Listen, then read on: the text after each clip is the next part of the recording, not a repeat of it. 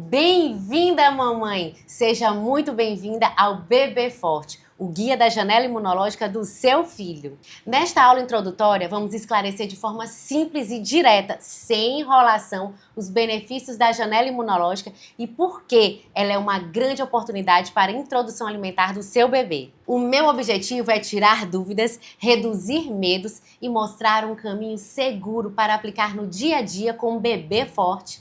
Ao meu lado, tenho a gastropediatra doutora Ohana Barbalho, que faz parte da equipe multidisciplinar da Mamãe Chef e traz hoje o olhar clínico por trás das principais decisões e vivências diárias, porque assim como eu, também é mãe de 3. Seja bem-vinda, Ohana, é um prazer te ter aqui, tirando as dúvidas das mamães, que são muitas, né? É sempre um prazer estarmos juntas e a gente sabe que é um assunto interessantíssimo. O que você vai ver hoje? O que é janela imunológica, princípios de segurança, mitos e verdades que atrapalham, por que o suporte multiprofissional acelera sua confiança, como continuar com o passo a passo completo no curso. E sobre o tema janela imunológica. Chamamos de janela imunológica o período dos primeiros meses da alimentação sólida, em que o sistema imune tem alta capacidade de aprender a tolerar os alimentos. Quando o bebê demonstra prontidão para iniciar a introdução alimentar e é exposto de maneira estruturada a diferentes alimentos, inclusive aqueles que são potencialmente alergênicos, favorecendo assim a tolerância. Esse é um ponto muito importante de divulgar a informação correta. A literatura evoluiu. Já temos estudos que comprovam que ter medo e não oferecer esses alimentos potencialmente alergênicos não ajuda em nada o bebê. E pelo contrário, pode até favorecer alergias que podem ser evitadas. Então, mães, olhar com carinho para a alimentação do bebê e até com disciplina para oferecer todos os alimentos necessários durante esse período da janela imunológica vai trazer inúmeros benefícios para toda a vida do seu pequeno. O mais importante hoje é você entender o conceito de janela imunológica e saber que existe uma estratégia segura e progressiva para conduzir esse momento, sem colocar o seu bebê em risco e você ter segurança para aproveitar esse período da melhor forma possível. Exatamente, Asnaia. Não dá para fazer de qualquer forma. É preciso saber o que oferecer e como expor novamente a criança a esses novos alimentos. E aqui é o grande diferencial do seu trabalho, que eu já conheço muito bem. Como chefe de cozinha, você tem propriedade para auxiliar as mães nessa diversificação dos alimentos.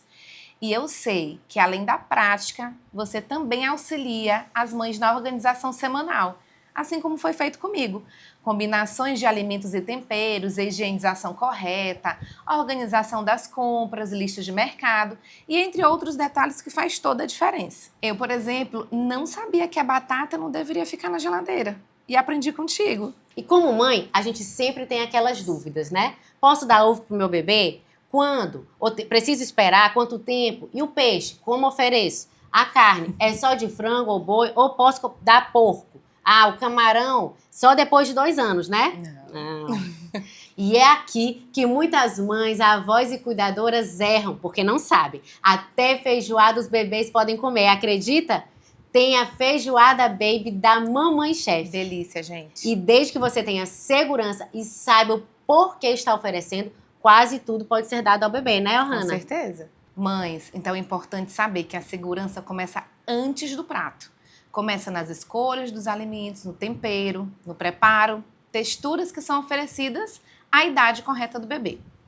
Ter um adulto com atenção exclusiva na hora em que se estiver comendo promove segurança adequada para as crianças. E se houver histórico familiar de alergias alimentares importantes ou outras condições mais específicas, alinhe com quem está te acompanhando, com seu pediatra, nutricionista, gastropediatra ou com a equipe que faz o segmento antes de você ir para o próximo passo.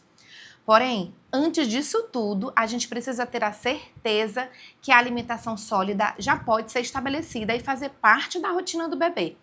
Avaliamos esse marco a partir dos sinais de prontidão: interesse por comida e por participação na refeição da família, postura e controle de troncos adequados, com coordenação mão e boca também já estabelecida. A textura é sua maior aliada nesse início da introdução alimentar. Pense em consistências macias, fáceis de amassar com a língua no céu da boca e que não se fragmentam em pedaços duros, ou seja, a carne muito grande e o pedaço muito duro que a criança não consegue cortar. Lembre-se, o bebê não tem dente, mas ele tem uma gengiva que facilita essa mordida e a gente vai evoluindo as texturas no decorrer dos meses. Prefira preparações úmidas e modeláveis que o bebê consiga explorar com as mãos e vá evoluindo com segurança. Não aposte em papinhas lisas e sem graças. Ninguém merece passar por isso, né, Ohana? A gente sabe que não é o ideal. Na verdade, assim, naquele começo, de fato, no processo introdutório, quando a gente está nas primeiras apresentações do alimento, o alimento, ele de fato precisa ser mais amassadinho, quer seja com o garfo ou raspado com a colher. Mas não triturar, liquidificar, ou ofertar de uma forma que a criança não consiga ter uma evolução da textura. O que eu quero dizer com isso? Precisa existir uma adaptação motora. Precisamos ter uma progressão naquilo que é ofertado em forma de textura. Posteriormente, após os 6 meses e também com os sinais de prontidão já adaptados, ele vai começar a ter uma exposição aos alimentos que são mais sólidos, né? As frutas, os legumes, verduras e que têm uma solidez maior. Mas nós precisamos ter a coragem, orientação suficiente para avançar nesses passos de textura. Ohana, eu vejo muitas mães, avós, muitas das avós, né, com medo de, mas eu já tenho que dar um alimento mais pastoso, como é que funciona o engasgo? Meu bebê vai engasgar? E quando, na verdade, antigamente tinha mais um engasgo com essa parte líquida, né, do que hoje em dia. O que tu fala pra gente sobre isso? Até os 6 meses, existe uma maturação que vai acontecendo, né, do ponto de vista muscular. Então, após os 6 meses, com a introdução dessas novas comidinhas, que são mais sólidas, nós temos o entendimento de que o refluxo ele vai acontecer com uma menor frequência. Mas se mantivermos a oferta, Yasnaia, de alimentos mais líquidos, ou seja, se não progredirmos para a solidez do alimento, esses alimentos podem continuar refluindo, podem propiciar aos possíveis engasgos, né? A manutenção de refluxo. Então, nós precisamos ter orientação suficiente, ter um entendimento de como ofertar, a forma de ofertar, né? De cortes, para que a gente consiga ter uma segurança maior nessa oferta.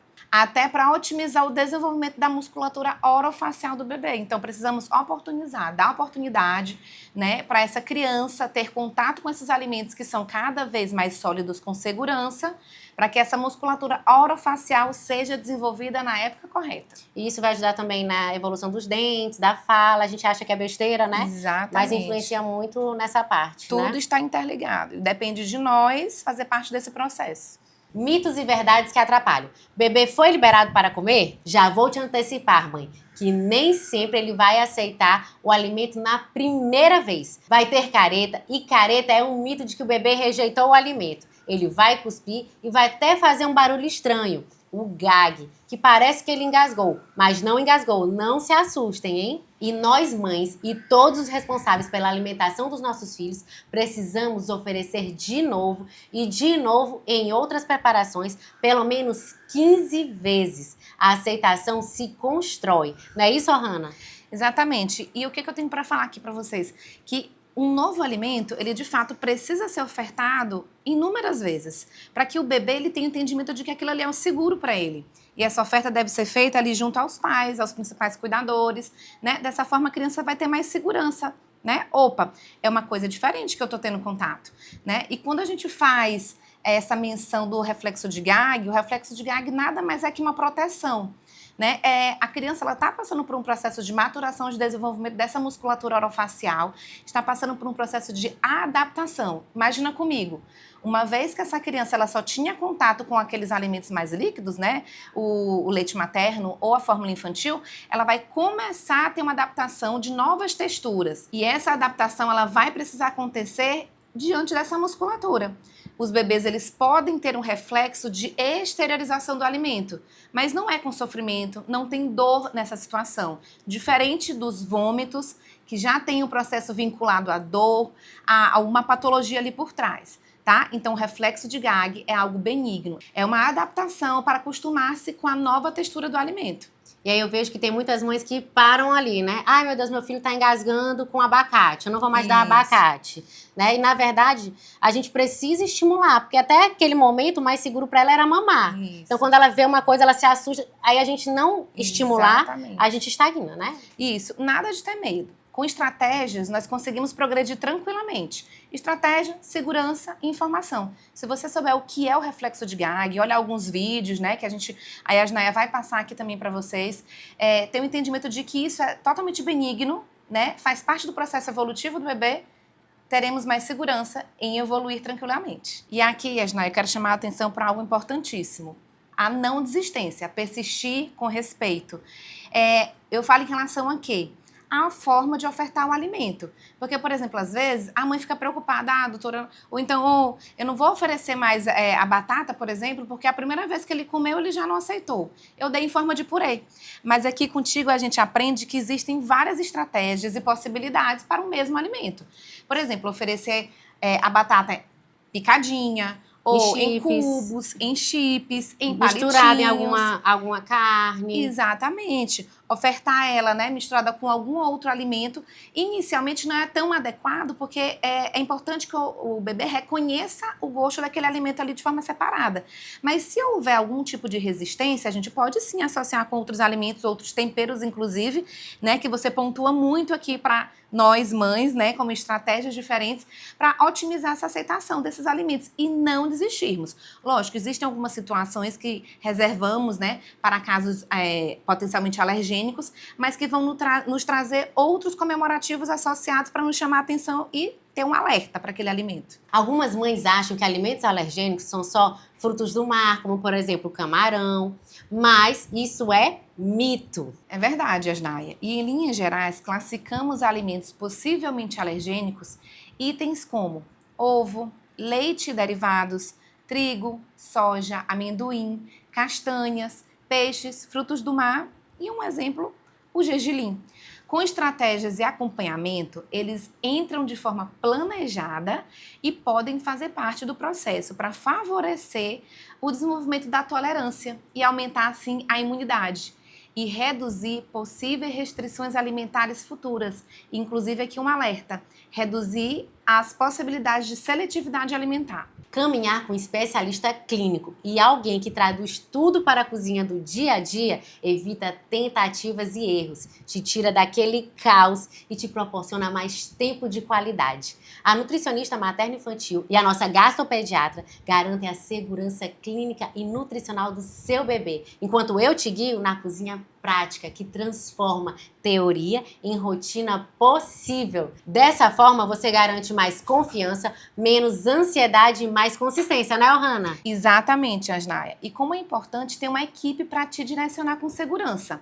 Trazer esclarecimentos sobre questões técnicas e científicas, como, por exemplo, a diferença, né, real de intolerância à lactose, outros tipos de intolerância alimentar, para alergias alimentares, trazer o esclarecimento sobre o desenvolvimento em momentos adequados para se estabelecer de fato a introdução alimentar, conversar com você sobre texturas e formas diferentes de oferecer um alimento. E aqui, né, em todas as orientações que a Yasnaia traz também, como é importante, muitos pontos que ela enfatiza, né, e um tripé que me chama muita atenção: a persistência, a insistência com respeito e não desistir a oferta de alimentos em texturas, em formatos diferentes, com temperos diferentes, que vão trazer toda a diferença para a aceitação alimentar do seu filho. Ohana, e uma dúvida que eu recebo muito no meu Instagram. Meu filho deu alergia, por exemplo, a gergelim. E agora ele nunca mais vai comer gergelim porque eu tenho medo de reintroduzir. Como é que funciona isso e quem é o especialista que nos ajuda nessa reintrodução? Então, Yasnaia, né, diante da situação de uma reação a um alimento, a gente precisa estudar bem o caso, saber como que aconteceu, há quanto tempo após aconteceu, quais foram os sinais e sintomas que estiveram associados à oferta daquele alimento. Precisaríamos fazer uma investigação, talvez possivelmente laboratorial, mas a gente tem que entender que o quadro clínico, de fato, é soberano. E nós não iremos desistir de ofertar em um momento oportuno, seguro, esse alimento novamente. Por isso que esse acompanhamento com uma equipe multiprofissional, ela deve acontecer. Porque imagina só, se um paciente tiver alergias a múltiplos alimentos, a gente vai ficar sem oferecer vários alimentos para essa criança? De forma alguma. Ela tem uma vida inteira pela frente. Precisamos dar oportunidade para que esses alimentos sejam reintroduzidos. Precisando, então, estar associado a um acompanhamento adequado com profissionais como alergistas, gastropediatras, nutricionistas, para nos trazer um arsenal de segurança maior para essa reintrodução. Mas desistir, não. Não é uma opção, né? Não. Desistência não é uma opção, viu, mamães? Tem jeito, não desistam. E se você quer aproveitar a imunidade do seu bebê e deixá-lo mais tolerante a alergias, um método passo a passo com cardápios por textura, guias de evolução, vídeos curtos e o respaldo de profissionais, o Bebê Forte foi feito para você. No curso completo você recebe aula com a nutricionista materno-infantil Suzane Queiroz, suporte de alunos via WhatsApp e um bônus, um módulo com técnicas da Mamãe Chef exclusivo para vocês. Mas hoje, para você que está assistindo essa aula, eu tenho uma condição super especial. O financeiro vai enlouquecer. De R$ 497 por R$ 297 ou 12 vezes de R$ 30,72. Bônus por tempo limitado, uma aula feita exclusiva para você. Garantia de 7 dias. Aponte agora a câmera para o QR Code ou use o link na descrição para garantir a sua vaga. Não perca essa oportunidade. Gente, se vocês sentiram falta da nossa nutricionista materno-infantil Suzane Queiroz, hoje a Ohana está aqui nos ajudando, porque a Suzane está passando por um momento lindo da vida, que é a maternidade. A bebezinha dela aí tá com 3 meses, então ela está passando por esse momento tranquila e a Ohana daqui a pouco vai passar, tá substituindo a Suzane nesse momento. Obrigada, viu, Ohana, por estar aqui com a gente. E muito obrigada a vocês que estiveram com a gente nesse momento, nessa aula super especial. E recapitulando, pessoal, a janela imunológica é uma oportunidade. Com prontidão, ambiente e texturas adequadas e o acompanhamento, você constrói tolerância com tranquilidade. Conteúdo introdutório para clarear o caminho e mostrar o método. O passo a passo completo está no Bebê Forte. QR Code na tela. Até a próxima, meninas! Tchau, tchau, gente!